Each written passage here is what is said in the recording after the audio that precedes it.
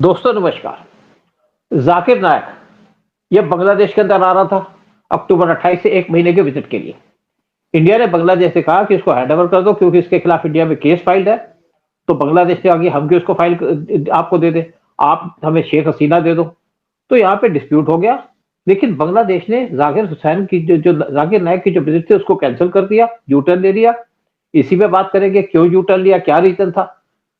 और बात करने के लिए हमारे साथ बैठे हुए शंकर पानी जी, बॉलीवुड की जानी मानी हस्ती हैं। फॉरेन फिल्मों के अंदर इनका बड़ा पार्टिसिपेशन होता है और बहुत से इन्होंने सीरियल से बनाए, डायरेक्शन दिए उन फिल्म में। तो शंकर पानी जी, जो जाकिर नायक आ रहे थे इस टाइम पे बांग्लादेश के अंदर, बांग्लादेश ने क्यों उनको रोक दिया? क्योंकि बांग्लादेश तो इंडिया को उंगली दिए जा रहा है बार बार हर एक इशू के ऊपर। लेकिन जाकिर नायक को भी इसीलिए बुलाया था, क्यों उसको इन्होंने मना कर दिया कि आप बताओ? सर डेफिनेटली इंडिया ने थोड़ी हूल दी है इनको, बांग्लादेश को, क्योंकि it was a very provocative movement by Bangladesh कि भाई आप ऐसे बदनाम आदमी को लेके आ रहे हो जिससे हिंदुस्तान खुश नहीं, नाराज होगा यहाँ पे। तो डेफिनेटली उन्होंने कुछ आर्म ट्विस्टिंग की है। उनको बांग्लादेश को वार्न किया कि भैया तुम अगर ऐसे आदमियों को लाओगे तो फिर रेडी रहना, फिर हमें मत ब्लेम मत करना। एक तो वो बात है। और शायद बांग्लादेश घबरा गया उसके एड्स की बीमारी से, ये आएगा साला बांग्लादेश में भी एड्स फैलाएगा जाके। नहीं, खैर this is in good humour. But मुझे यहाँ लग रहा है कि India has been successful in its muscle flexing. उन्होंने बताया कि भैया मत करो हमें, आप ऐसे प्रवोक करोगे तो उसका अंजाम बुरा होगा। और उसी रीजन की वजह से मेरे ख्याल से इन्होंने इसको रोका। और डेफिनेटली उसकी लाइफ तो डेंजर में है ही सर, वो तो टारगेट में है ही। बेकार आदमी है। मतलब मैं तो कभी कभी ये सोचता हूँ कि क्या इससे भी बदसूरत आदमी कोई हो सकता है जाकिर नाइक से? इतना बदसूरत आदमी है वो, कैसे उसको लोग लाइक करते हैं जाके। हैवानियत तो उसके चेहरे पे, गंदगी है उसके चेहरे पे, और जो एड्स है सब चेहरे पे आती है उसके आगे। बोलिए सर। देखो उदय, एक्चुअली क्या है कि जाकिर नायक के ऊपर जो केस था वो था 2016 का। एक होली आर्टिसन बेकरी थी जो ढाका के अंदर थी, वहां पे एक टेरर अटैक हुआ था और एक आदमी पकड़ा गया तो उसने नाम नहीं दिया जाकिर नायक का। और उसके बाद जाकिर नायक इंडिया से भाग गया। ये इंडियन ओरिजिन का मुस्लिम है जो एक गंद फैलाता है, यानी कि यहाँ टेरर की बात करता है, हिंदुस्तान के अंदर भी ऐसी बातें करता था। देखिए एक बड़ी अजीब सी बात है कि हमारे जो कुछ कांग्रेस के लीडर थे, दिग्विजय सिंह, वो इसको बहुत प्रेस करते थे, इससे बार बार मिला करते थे, क्योंकि कांग्रेस का तो कल्चर इस टाइप का हो गया कि जो भी एंटी इंडिया बात करेगा उसके साथ मिल जाएंगे, उसके साथ बैठेंगे और फिर उसी के साथ खाना खा लेंगे। ये तो शुक्र है कि दिग्विजय सिंह को एड्स नहीं हुई जैसे इसको हो गई है। लेकिन दूसरी बात है कि जो बांग्लादेश ने इसके ऊपर कहा, वो कहा कि ये एक्चुअली हमारी कंट्री में आना था और इसको 100 दिन की एक एक महीने की विजिट थी और इसको बॉर्डर के एरिया पे लेके जाना था, इंडिया के बॉर्डर के पास पास। और वहां पे इसकी स्पीचेस होनी थी, सरमन्स होने थे इसके, और वहां पे लोगों को भड़काने की बात थी। उनका क्योंकि इलेक्शन आ रहे हैं हमारे पास जो अभी तक अनाउंस नहीं हुए। इलेक्शन कह रहे हैं कि मार्च में होंगे, लेकिन मुझे उम्मीद नहीं है कि मार्च में इलेक्शन होंगे। तो कहते हैं इलेक्शन होने और यहाँ पे जो भीड़ आएगी उसको मैनेज करना बड़ा मुश्किल हो जाएगा, हमारी सिक्योरिटी फोर्सेस बहुत ज्यादा बिजी हो जाएंगी। ये तो एक बहाना है। रीजन क्या है? रीजन ये है कि इसकी जान को खतरा था जब बांग्लादेश के अंदर आएगा। जैसे अननोन गनमैन पाकिस्तान के अंदर जो मिलिटेंट को मार रहे हैं, उसी तरीके से उनको डर था कि यहाँ पे इसको मारा जा सकता है। लेकिन इनका डर आप कैसे सोच सकते हैं कि होगा? और दूसरी रीजन एक है कि जो इंडिया एक्सरसाइज कर रहा है नॉर्थ ईस्ट के अंदर, प्रहार करके जो एक्सरसाइज है, उससे बांग्लादेश घबरा गया कि इंडिया की इतनी बड़ी फोर्स है, इंडिया की इतनी बड़ी एयरफोर्स है और ये एक्सरसाइज कर रहे हैं 600 किलोमीटर दूर कर रहे हैं एक्सरसाइज, लेकिन वो बांग्लादेश के बॉर्डर से के पास से होके जा रही है। हमारे जो फाइटर जेट्स है इनके बॉर्डर के पास से निकलते हैं, तो बांग्लादेश के अंदर हाहाकार मची है। इनके आर्मी की चीफ घबराए हुए हैं, इनके बाकी लोग भी घबराए हुए हैं कि कभी हमारे पे ना अटैक कर दे इंडिया। लेकिन एक और जो रीजन, मेन रीजन वो है कि इस टाइम पे अननोन गनमैन का फियर है बांग्लादेश को, और बांग्लादेश ये सोच रहा है कि मैं इसको प्रोटेक्शन नहीं कर सकता। देखिए पिछले कुछ दिनों के अंदर बांग्लादेश के अंदर बहुत से लोग मारे गए। आज जो अननोन गनमैन है जो पाकिस्तान में एक्टिव थे, वो आज एक्टिव है इवन बांग्लादेश के अंदर भी। और आपको एक और बात बता दूं कि टेरेंस जैक्सन का नाम सुना होगा। एक आदमी है, आप बता दूं, जेयूआई का लीडर है पाकिस्तान के अंदर, हाफिज अब्दुल सलाम आरिफ। उसको गनमैन ने गोली मार दी, चार सड़ा पाकिस्तान के अंदर, और दो लोग आए मोटरसाइकिल पे, वो अपने मस्जिद के अंदर जा रहे थे, और ये लोगों ने उनको इंटरसेप्ट करके वहीं पे गोली मार दी। लेकिन मेन रीजन एक और है कि यहाँ पे इस टाइम पे रॉ बड़ा एक्टिव हो चुका है बांग्लादेश के अंदर। रॉ के साथ साथ केजीबी इस टाइम पे बड़ी एक्टिव है, और केजीबी के साथ साथ इवन इस टाइम पे मोसाद एक्टिव है बांग्लादेश के अंदर। इसके बहुत से रीजन है।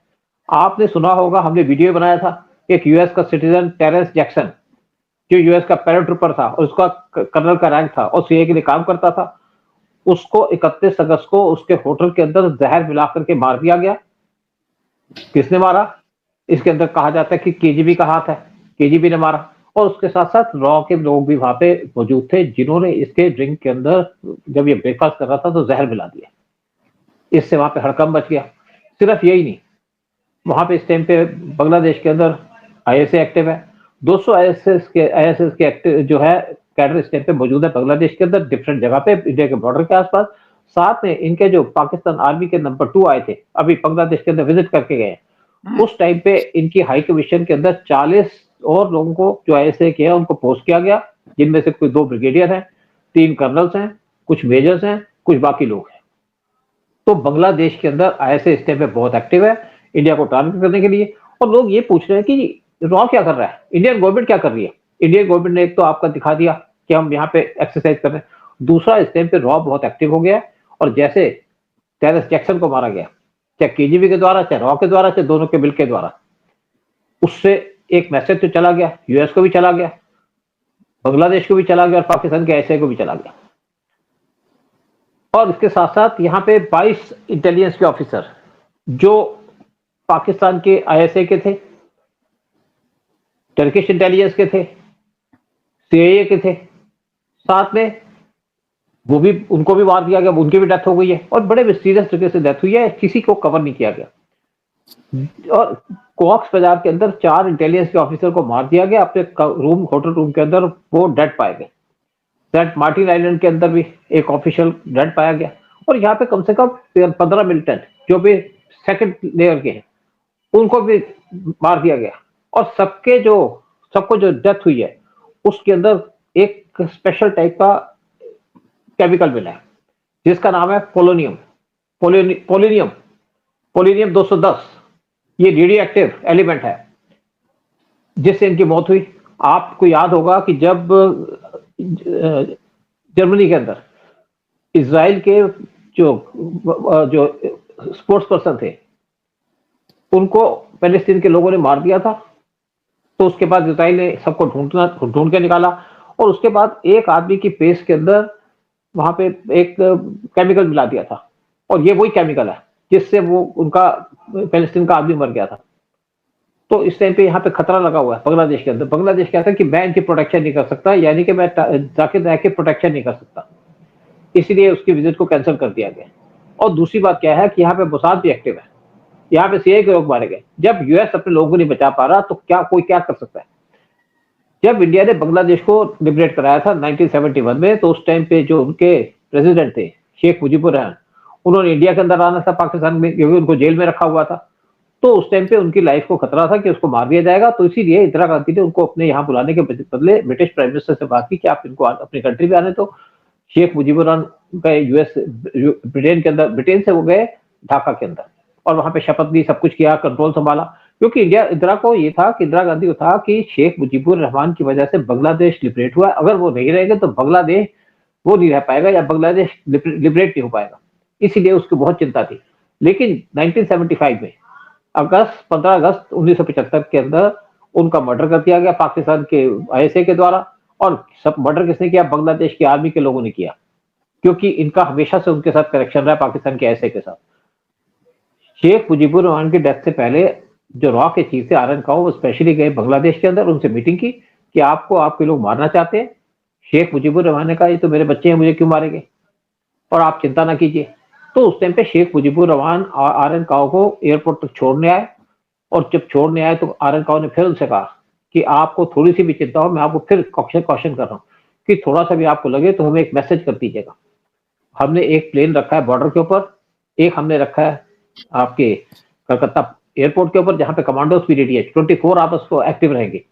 और लेकिन जब शेख मुजीबुर रहमान का मर्डर किया गया, वो किया गया 15 अगस्त को, क्योंकि 15 अगस्त को रॉ के चीफ उस टाइम पे घर में रहते थे, इवन फंक्शन को अटेंड करते थे। अदरवाइज 15 अगस्त से 26 जनवरी को छोड़ करके सारा दिन ऑफिस में बैठते थे। लेकिन आज इंडिया का वो हाल नहीं है। जब शेख मुजीबुर रहमान का मर्डर किया गया तो उस टाइम पे इंडिया ने कू भी करा दिया था। वहां पे एक खोडेकर जैसे नाम ऑफिसर था वहां पे, उनका जो उनको प्रेसिडेंट बनाया, इंडिया ने उसको रिमूव कर दिया, लेकिन इंडिया ने वहां पे किसी को मारा नहीं। लेकिन आज इंडिया की पॉलिसी अलग हो चुकी है। जैसे अननोन गनमैन वो पाकिस्तान में मार रहे हैं, इंडिया का रॉ भी एक्टिव हो चुका है, क्योंकि जब हमारे प्राइम मिनिस्टर से के ऊपर हमला हो सकता है बांग्लादेश से, तो रॉ कैसे चुप बैठ सकता है? तो इस टाइम पे रॉ एक्टिव है बांग्लादेश के अंदर भी। और मोसाद क्यों एक्टिव है? मोसाद इसलिए एक्टिव है कि इस टाइम पे जो हमास के कुछ लीडर्स थे, वो पाकिस्तान के आई से उनको वहां से निकाल के ले आई और उसके उनको बांग्लादेश के अंदर भेज दिया कि हाँ बैठो यहाँ पे, तो कोई आप पे शक नहीं करेगा, और उनको पाकिस्तान की एम्बेसी लुक आफ्टर कर रही थी। तो इस टाइम पे मोसाद भी एक्टिव है बांग्लादेश के अंदर, क्योंकि जहां पैलेस्टाइन जाएगा वहां पे मोसाद जाएंगे, और जब मोसाद के लोग, जितने भी पैलेस्टाइन के हमास के लोग हैं, उनको चुन चुन के मार रहे हैं, उनको पॉइजन दे के मार रहे हैं। इसलिए मोसाद भी हमारे साथ मिला हुआ है, और जो इन्फॉर्मेशन है इनके वेरेबाउट्स के बारे में, वो सारी सारी प्रोवाइड की जाती है रॉ के द्वारा, क्योंकि रॉ की बहुत बहुत बड़ी ऑर्गेनाइजेशन है, और रॉ का इंपॉर्टेंट रोल है बांग्लादेश के अंदर भी। और हमारे बहुत से एजेंट्स हैं जो इस टाइम पे बांग्लादेश के अंदर है, और आज हम एक्टिव हो चुके हैं, और हम चुपचाप नहीं देखेंगे। जैसे शेख मुजीबुर रहमान का मर्डर हुआ, हमने कुछ नहीं किया। जब शेख हसीना को मारने की कोशिश की गई तो इंडिया की रॉ एक्टिव हो गई, और उस टाइम पे अजीत डोभाल ने शेख हसीना के लिए एक प्लेन का अरेंजमेंट किया। शेख हसीना बांग्लादेश से जब निकली तो आधे घंटे से पहले निकली, अदरवाइज तो आधे घंटा लेट हो जाती तो शेख हसीना को वहीं पे बेशक्ल कर दिया जाता, और उसके बाद उसको इंडिया में रखा हुआ है। अब यही वो बात कहते हैं कि आप जो शेख हसीना रखिए तो हम जाकिर नायक को बुलाएंगे, लेकिन जब लगा कि जाकिर नायक की मौत हो सकती है, और देखिए मैं आपको बता दूं आज बात कि आज हम उस टाइप की रॉ नहीं है कि हम सिर्फ देखेंगे, हम काम करते हैं। जैसे हमारी गवर्नमेंट इस टाइम पे एक्टिव है कि ऑपरेशन सिंदूर करती है, पाकिस्तान के अंदर जाके मारती है, उसी तरीके से रॉ इस टाइम पे एक्टिव है। रॉ के जो एजेंट्स हैं उनको डायरेक्शन दे दी गई है, जो भी आपको मिले जो इंडिया के खिलाफ काम कर रहा है, क्योंकि इस टाइम पे आईएसए एक्टिव है पाकिस्तान बांग्लादेश के अंदर, यूएस की सीआईए एक्टिव है। यूएस की सीआईए को जो टारगेट किया जा रहा है वो किया जा रहा है केजीबी के द्वारा, और जो पाकिस्तान आईएसए के लोग हैं या उनके जो समर्थक हैं उनको टारगेट किया जा रहा है इंडिया के रॉ के द्वारा, और जो हमास के लोग हैं उनको मारा जा रहा है मोसाद के द्वारा।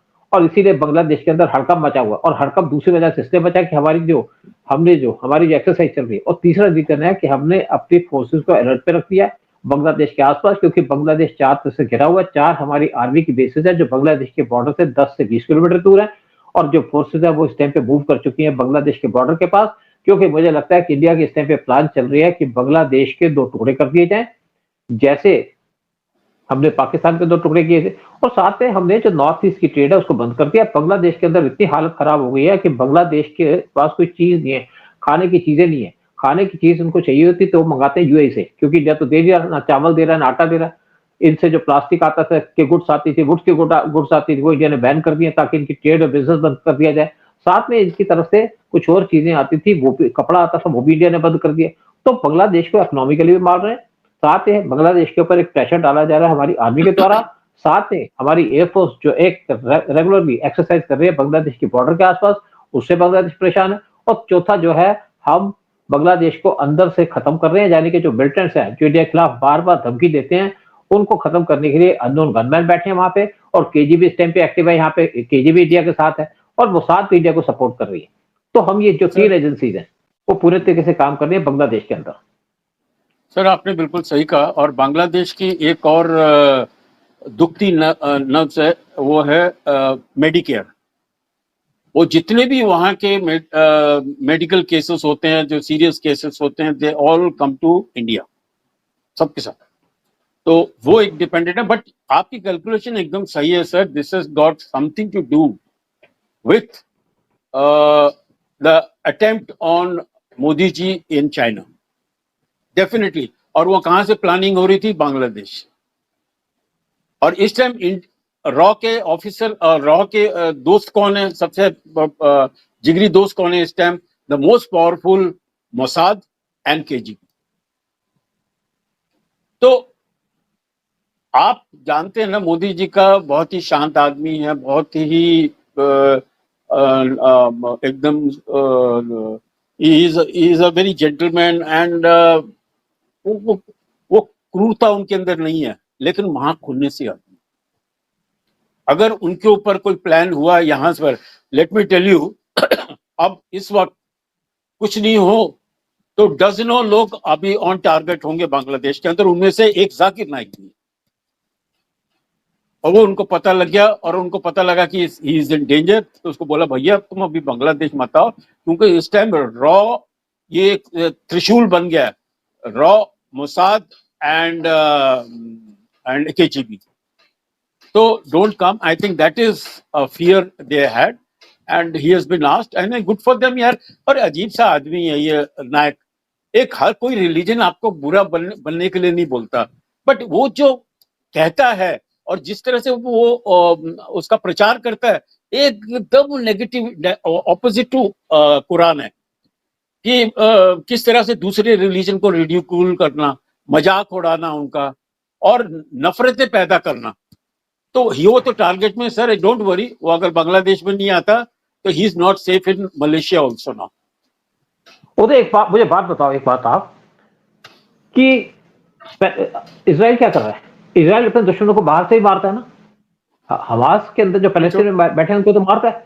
उसने तो किसी कंट्री के अंदर नहीं छोड़ा जो हमास के लीडर है, बांग्लादेश में पहुंच गया, क्योंकि पाकिस्तान को पता था कि यार हमास के लीडरों को अपनी कंट्री में रखा जाए तो यहाँ पे इजराइल अटैक कर सकता है उनके ऊपर, क्योंकि गन बैन तो वैसे भी, अननोन जो गन बैन है वो तो वैसे भी एक्टिव है पाकिस्तान सर के वो अंदर। अननोन गनमैन मारता है, वो अननोन लोगों को टारगेट करता है, वो 100 को मारता है, 1000 को मारता है, लेकिन डर के मारे कोई भी आज इजराइल के ऊपर उंगली नहीं दिखाता, कोई भी नहीं है। हाँ, आपको तो आपको ये पता है कि इस time Pakistani forces have been engaged to fight for Israel, और वो खाली पैसों के ऊपर उनका झगड़ा चल रहा है। उन्होंने मांगे कुछ 100,000 जो यूएन के जो सोल्जर्स को जो पैसे मिलते हैं, तो उन्होंने, लेकिन इजराइल ने उसका 1/10 का, जी हम तो इतने $100 ही देंगे, तुमने अपनी इंसल्ट की उनकी, हमें नहीं चाहिए तुम्हारे पाकिस्तानी सोल्जर, क्योंकि वो वफादार तो है ही नहीं, वो definitely don't expect them to be loyal to Israel at all.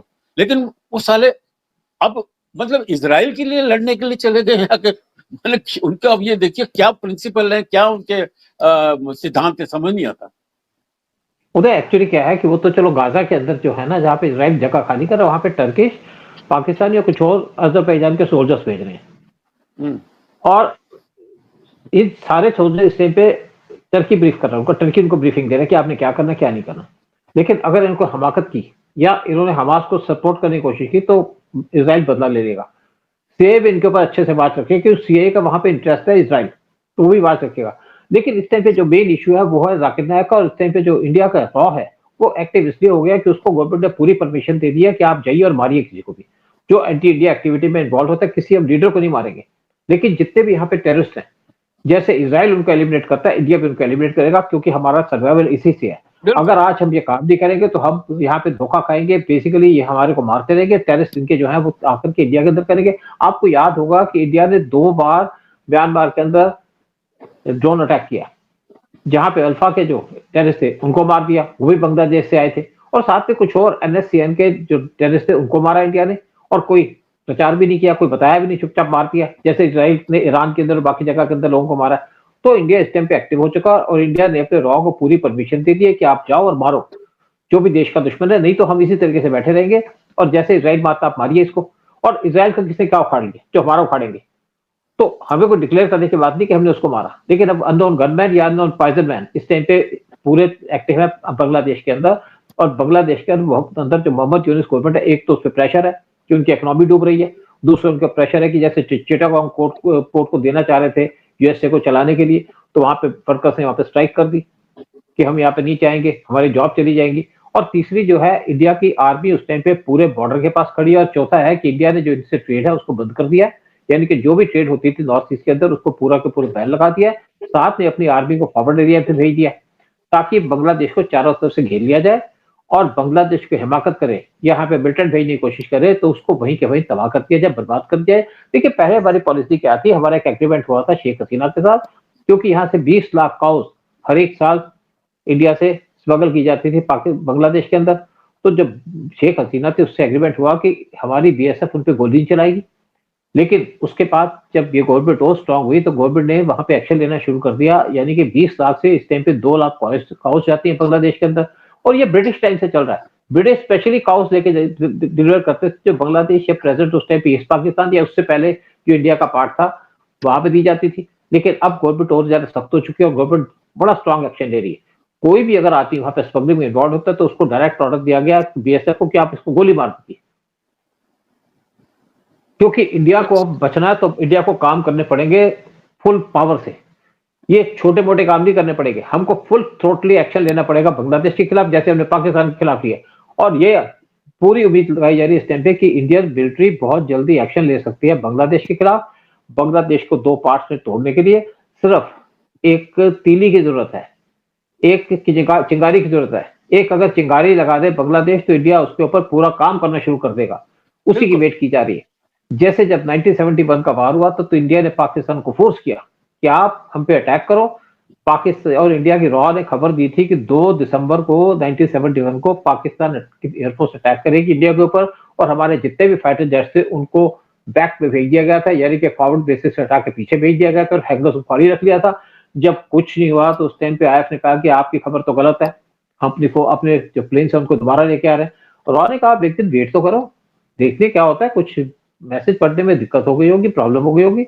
और उसके बाद 3 दिसंबर को अटैक कर दिया पाकिस्तान ने इंडिया के ऊपर, और इंडिया इसी के इंतजार कर रहा था। जब अटैक करके चले गए तो पाकिस्तान को लगा कि उन्होंने 60% इंडिया की एयरफोर्स को डिस्ट्रॉय कर दिया, लेकिन हमारा एक भी प्लेन डैमेज नहीं हुआ था क्योंकि सारे प्लेन रिमूव कर दिए थे, सिर्फ हैंगर्स डिस्ट्रॉय डैमेज हुए थे।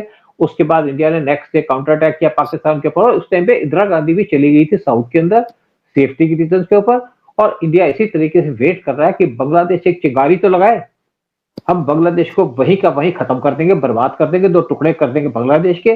और जिस तरीके से आप देखिए डोनाल्ड ट्रंप ने एक स्टेटमेंट दी थी कि मैं इंटरवीन करूंगा नाइजीरिया के अंदर क्योंकि वहां पे क्रिश्चियनशिप पे अटैक हो रहा है। तो जब यूएस कर सकता है तो क्यों नहीं हिंदुओं को प्रोटेक्शन कर सकते, क्यों नहीं बांग्लादेश के अंदर हिंदुओं को बचा सकते। तो सर बांग्लादेश ने चिंगारी तो लगा ली है, देखिए उसने रिपीटेडली वो चिकन नेक की बात की है दो तीन बारी।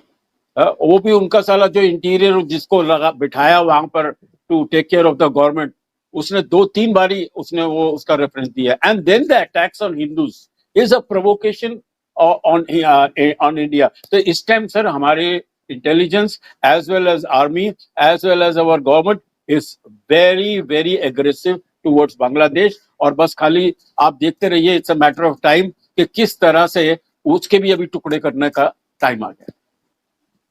बिल्कुल ठीक बात है। ठीक है, प्रोग्राम को हम यही खत्म करते हैं क्योंकि हमारे पास बहुत से इश्यूज हैं डिस्कस करने के लिए, और इस बांग्लादेश भी इस टाइम पे बड़ा एक्टिव हो चुका है। जो बांग्लादेश के अंदर इस टाइम पे रॉ काम कर रहा है, यानी कि जो अननोन गनमैन है वो इस टाइम पे एक्टिव है बांग्लादेश के अंदर। और बांग्लादेश के अंदर जितने मिलिटेंट ग्रुप है या मिलिटेंट्स हैं उनको एक एक करके निपटा दिया जाएगा, जैसे हमने पाकिस्तान के अंदर निपटाया। जय हिंद, जय भारत। जय हिंद, जय भारत सर, वंदे मातरम।